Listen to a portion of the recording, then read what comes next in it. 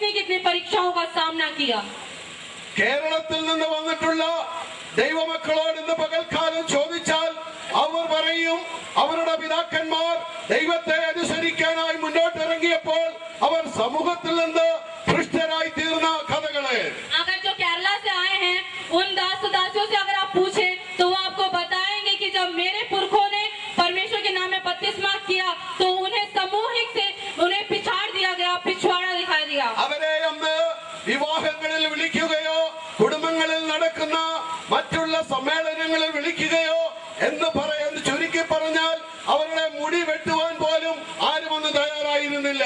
उस समय ऐसा था कि कोई ना उन्हें किसी भी तरह की पार्टीज में बुलाता था, कोई सामूहिक कार्य में बुलाता था और ऐसा भी हो गया कि नाई भी उनके बालों को काटने से कतराता था। ഒരു ബന്ധക്കോസ്തുകാരനായിട്ട് സ്കൂളുകളിലും കോളേജുകളിലും പോയിക്കൊണ്ടിരുന്ന എന്നെ നാല് ചുറ്റും നിന്ന് കളിയാക്കി ബന്ധക്കോസ്തുകാരൻ എന്നുള്ള പേരിൽ കളിയാക്കി പാട്ടുകൾ പാടിയിട്ടുള്ളത് ഞാൻ ഇന്ന് ഓർക്കുകയാണ്। आप ये सोचते हैं जब ये कॉलेज में गए क्योंकि उन्होंने बपतिस्मा ग्रहण किया था तो उनके चारों तरफ जो लोग थे उन्होंने उनके ऊपर गाना बनाया, उनको चिढ़ाया, वो आज भी वो स्मरण करते हैं। എന്നാൽ കേരളത്തിൽ നിന്നുള്ള ദൈവമക്കൾക്ക് എനിക്കും വർഷങ്ങൾക്ക് ശേഷം നന്നായി മനസ്സിലായി ആ പരിശോധനകൾ, ആ പരീക്ഷണങ്ങൾ, ആ പരിശോധനകൾ വിശ്വാസത്തിൽ ദൈവ സമർത്ഥിയിലേക്ക് വഴി നടത്തുന്നതിന്റെ വെറും ആദ്യത്തെ സ്റ്റെപ്പായിരുന്നു।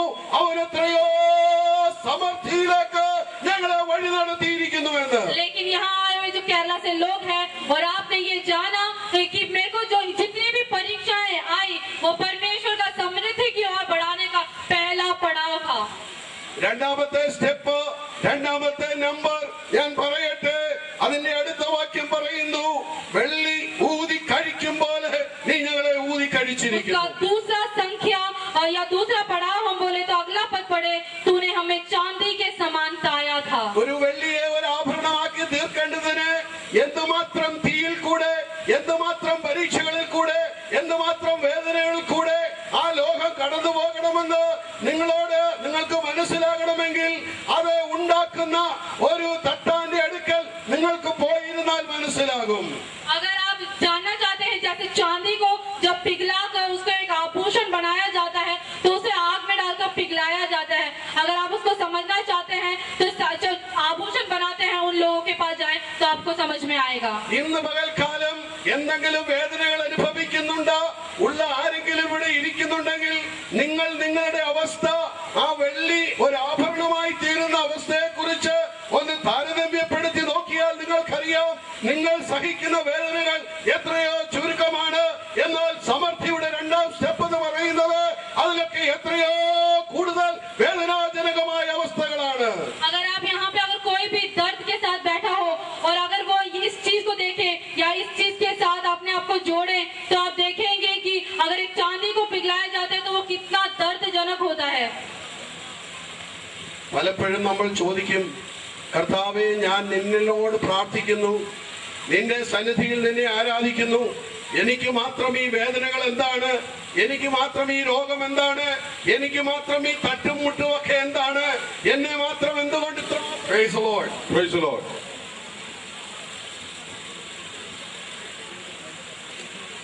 It has been my joy to be able to be involved with Soul Winners India these past 15 years. और पिछले 15 सालों से सोल विनर इंडिया के साथ मेरा संबंध रखने में मैं बड़ा खुश हूँ। And to be able to be in affiliation with the work that God is doing. और उनके साथ में सहभागिता रखने और उनके साथ में बने रहने के लिए मैं परमेश्वर को धन्यवाद देता हूँ। Brother Esau and I have had a relationship for many years now. और भाई ईशो के साथ में मेरा कई वर्षों का संबंध रहा है। He is an ordained minister in Call to All Nations Ministries, and we recognize him in America as an apostle to India. और देखिए हम अमेरिका में इस बात को समझते हैं कि वे भारत के लिए एक प्रेरित हैं और call to all nations ministry के वो एक सहभागी। The college here is also affiliated with our college in the United States. और यहाँ पर इनके कॉलेज का भी संबंध हमारे कॉलेज अमेरिका में जो है उसके संबंध है। So God has given me the opportunity for these past 15 years to be a part of a small work of what God is doing here. और पिछले 15 वर्षों से मैं इस परमेश्वर के जो कार्य की विस्तार है उसका सहभागी बनने के लिए परमेश्वर ने मुझे भी अवसर दिया। And so I count it a joy to stand here with you today and to share with you the Word of God. और इस समय को मैं आनंद के साथ में आपके साथ में जो मैं ये समय व्यतीत करता हूँ इसको अपने जीवन का एक महत्वपूर्ण और आनंदमय समय समझता हूँ। I am only going to take 5 minutes this morning. और मैं सिर्फ 5 मिनट आपका लूंगा। I have learned many things since I've been in India all these years. और पिछले कई सालों से जब मैं भारत में आता हूँ इन दिनों में मैंने कई बातें भारतीयों से सीखी। I have learned that when an Indian minister says 5 minutes, it does not mean time on a clock or on a watch. You're absolutely correct, Pastor. I must admire and appreciate that you publicly said. Thank you very much. इन्होंने यही फरमाया कि भारतीय पासवानों में बहुत संख्यक भारतीय Paswan 5 minute उन्हें दिया जाए तो वो कभी भी उन 5 मिनटों में अपने संदेश को नहीं समाप्त करते। I've learned that the Indian minister's 5 minutes is only in his mind, however long he thinks 5 minutes may be. और जब भारतीय से पासवानों से कहा जाता है कि 5 मिनट वो ऐसा लगता है कि सिर्फ उनके दिमाग में है और उनके पास में और कुछ नहीं। It is his kind way of telling the audience, please be patient. We're going to be here a little while. Hallelujah. और ये बड़ा आसान है ये कहना श्रोताओं से कि आप कृपया धीरज रखें, मैं कुछ समय और लूंगा।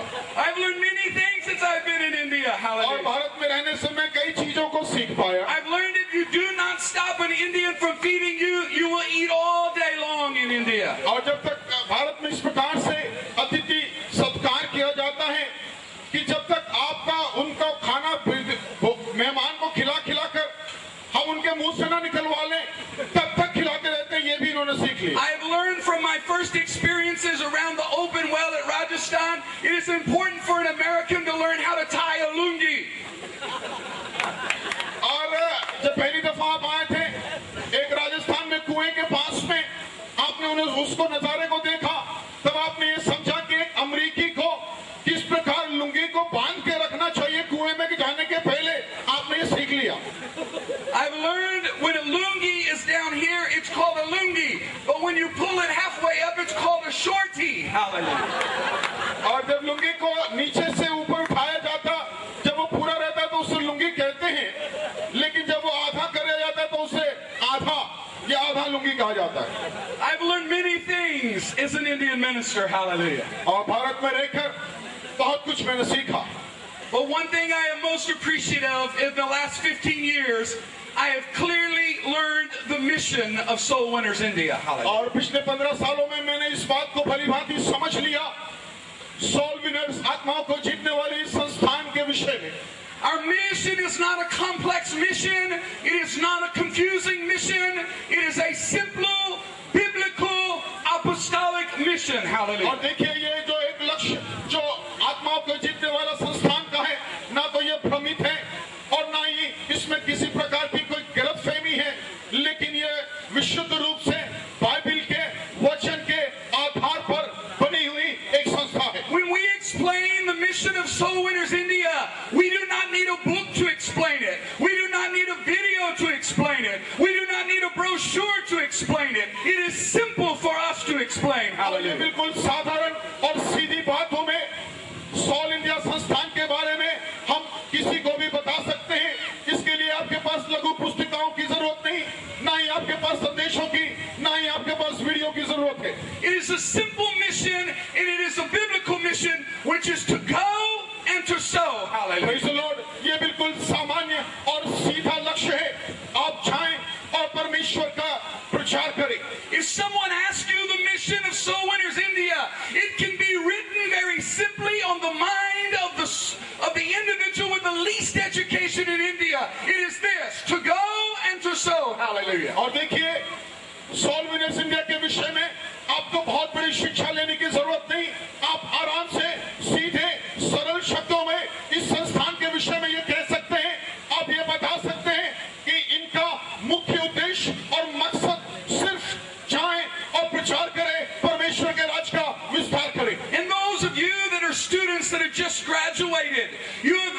1 year, 2 years, 3 years learning what you thought maybe to be complex. But I am here to tell you, you've spent 1 year, 2 years, 3 years just learning this. Go and sow. Hallelujah. और देखिए